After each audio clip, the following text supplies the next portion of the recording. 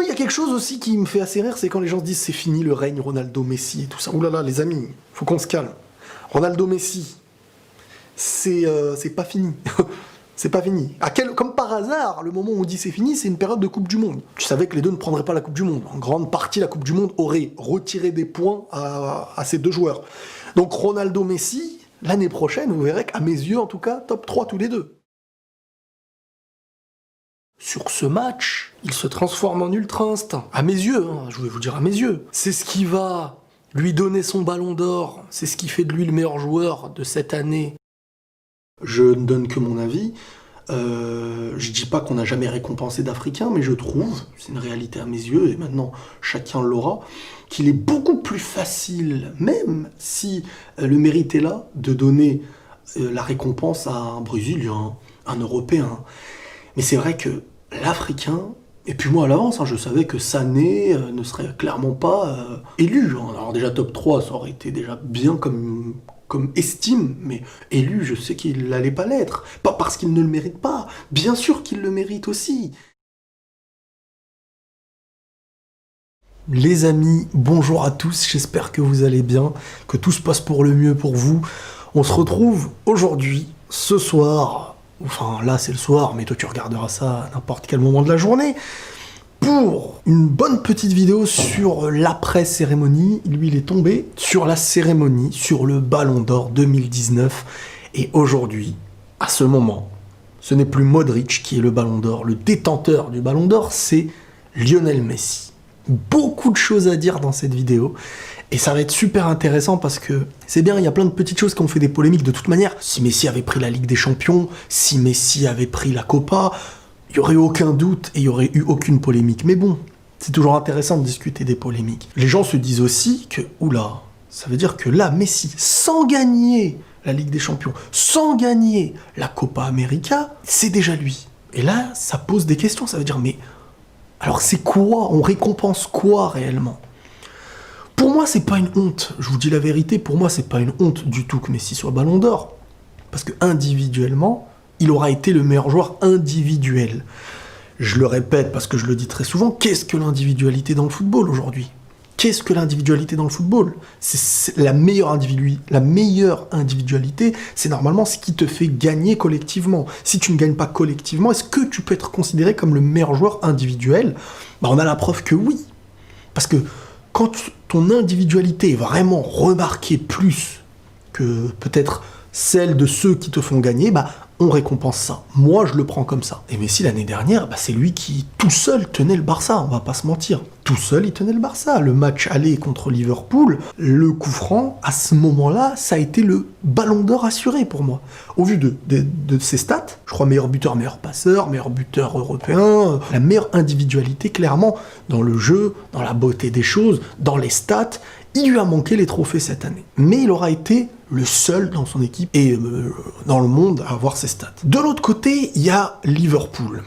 Et donc on va aller dans l'ordre. Là, c'est le Ballon d'Or Messi. Ensuite, il y a Van Dijk, qui aura été pour un défenseur les meilleurs stats, et collectivement, individuel et collectif. Sauf qu'un défenseur peut très rarement rivaliser aujourd'hui, du moins, avec Messi ou Ronaldo. Parce que Messi choquera toujours plus par son jeu, par sa technique, par les buts qu'il va mettre, et tout ça en fait va en priorité, par son talent, par l'esthétisme de son football, choquer la planète, et donc les votes iront plus facilement pour eux. N'oublions pas que ça reste que des votes. Tu peux pas dire, surtout dans des saisons comme celle-ci, que Messi est le seul à mériter son Ballon d'Or. C'est triste, parce que les autres n'auront pas le titre. Je pense à Mané, je pense à Van Dijk. Donc tu te souviendras pas d'eux, mais c'est juste dans la tristesse de la récompense, en fait, qui est basée pas sur un mérite obligatoirement, mais c'est surtout sur des votes. Et les votes, c'est les votes. Donc Van Dijk, qui prend la Ligue des Champions, à deux doigts de prendre la Première Ligue.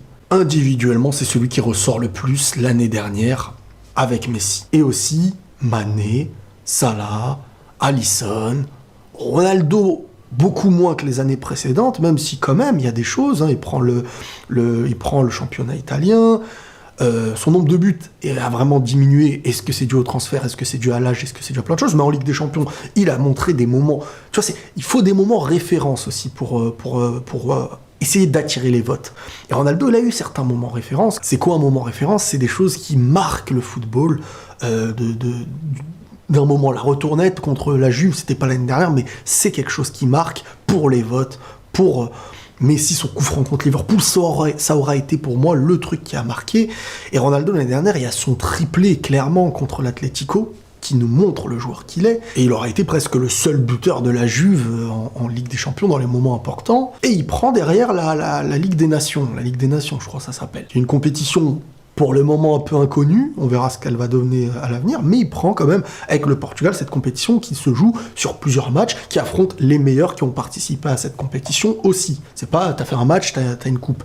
C'est vraiment, voilà, une compétition qui a eu lieu, qui a été annoncée. Donc quand même, voilà, il est là, individuellement, il a fait aussi des choses. Et le problème pour moi de mecs comme Mané ou Salah, c'est que, en fait, le problème de ces deux joueurs-là, déjà, premièrement, c'est que dans la même équipe, c'est comme l'équipe de France à la Coupe du Monde, il y a plein de joueurs, mais les votes vont être dispatchés. Certains, c'est Van Dijk, d'autres, ça va être Mané, d'autres, c'est Salah, d'autres, c'est le goal, parce qu'en plus, Alisson, il prend la Copa avec le Brésil, et il reste sur une régularité, parce que l'année d'avant, avec la Roma, il avait sorti quand même le Barça, avec des arrêts.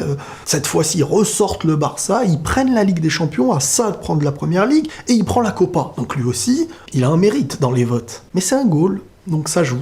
Mané et Salah, c'est des Africains, donc t'as moins le vote, on va pas se mentir, t'auras moins le vote. Pour être l'Africain et le Ballon d'Or, à la fois, eh ben, il faut que tu sois le seul à avoir gagné et avoir été vraiment au-delà de tout. Quand il y en a plusieurs, c'est très rare que les votes iront chez lui. Il y en a, bon bah, c'est Messi, il a été meilleur, c'est Messi. Il y en a, Van Dijk, qui vont réfléchir parce que, mais moi, je vous donne que mon avis, être africain et avoir une récompense qui va être donnée surtout en Europe, et dans le monde, c'est très très très dur et beaucoup plus dur que si t'es un Brésilien ou ce qui a la cote, on va dire, dans le football. Il suffit de voir les prix des joueurs africains aujourd'hui, des mecs comme Ziyech qui sont même pas dans le top. Je trouve ça choquant personnellement parce que les gens n'ont pas idée. Si c'était un Allemand, un Brésilien ou je sais pas quoi, ça aurait la cote, il serait courtisé par les clubs. Moi, je vous dis ce que je pense encore une fois.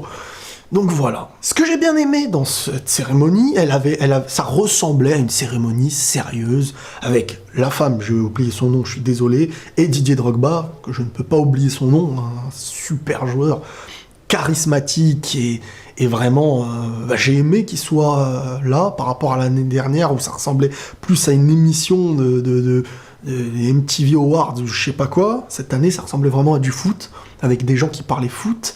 Et c'était beaucoup plus intéressant que l'année dernière, je trouve, et moins ridicule. Tu veux faire danser le footballeur, tu parles de twerk à la femme. C'était parti en cacahuète. J'ai bien apprécié la présence des mecs comme Vinicius qui sont venus, des mecs comme Modric qui étaient au courant qu'ils ne seraient pas Ballon d'Or vu que ils n'étaient pas nominés. Ils auraient pu trouver des excuses, hein. Ils auraient pu trouver des excuses pour ne pas venir et tout. La classe. Très bien, j'ai bien aimé. Il y a eu la blague, il y a eu plein de choses qui ont fait polémique. Enfin, polémique, c'est pas polémique, mais les gens en ont parlé. Il y a eu la petite blague de Drogba sur